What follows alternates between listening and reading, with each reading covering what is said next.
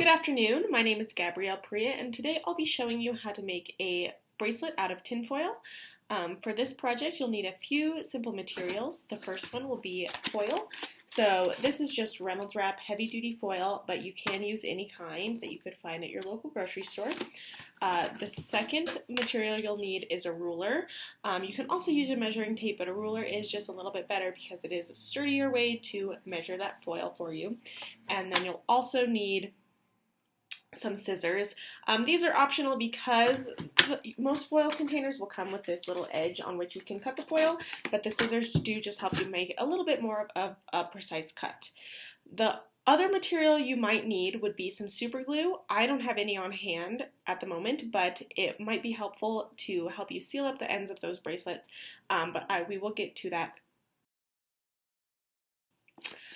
Before we get started on the actual instructions, I do want to warn you to try to be careful of those sharp edges on the foil box. So this right here tends to be a little bit sharp, as well as the foil itself tends to have some sharp edges, so be careful of that.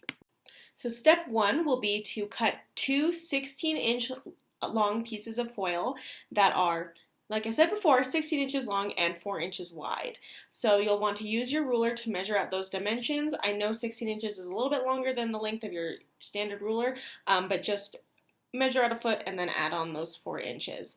It's important that both of your strips of foil are the same length so that you're able to create an even wrap. For all intents and purposes of today's instructions, I'll be using a shorter strip of foil just to not waste materials, but just know in your actual bracelet you'd want to use 16 inches of foil.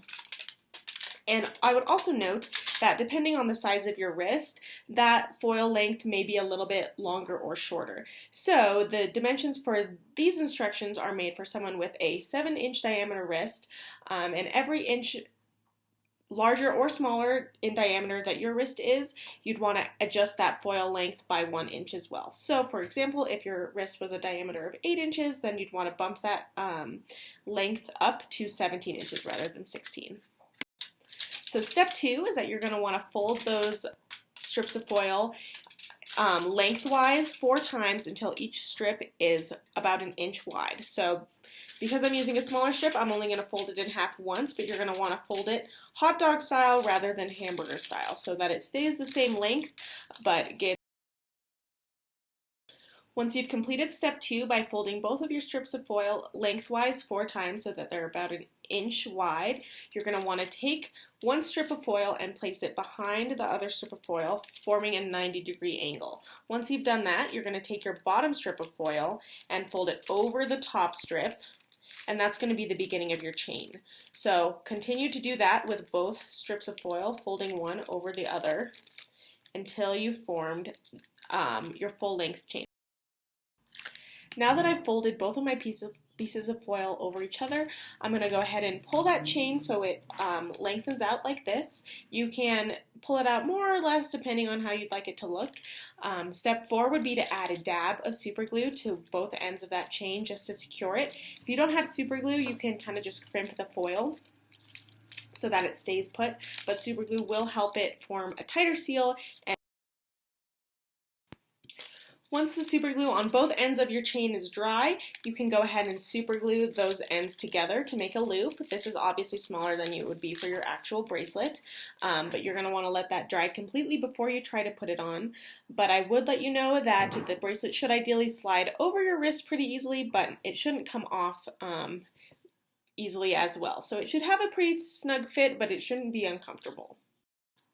One last thing I'd like to let you know before I'm done with my presentation is that if you put your bracelet on and it seems to have some sharp pokey parts, you can kind of squish those down to make it a little bit softer.